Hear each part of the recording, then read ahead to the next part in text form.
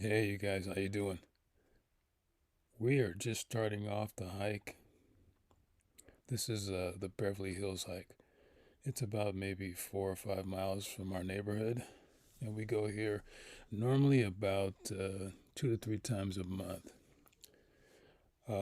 Today was a pretty clear day, a little drizzly in the morning, but it cleared up just enough so that I could break out my drone.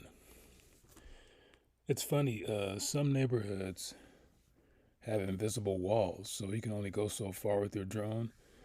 But I was able to go pretty far here at the hike, and I was really happy I got some decent footage. Hope you guys like it. Talk to you later.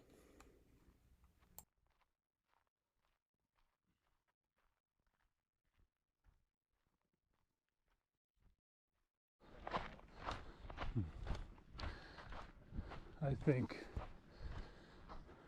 flying my drone from the top of this peak here would be pretty cool for the droney setting. Let's see, up here without falling.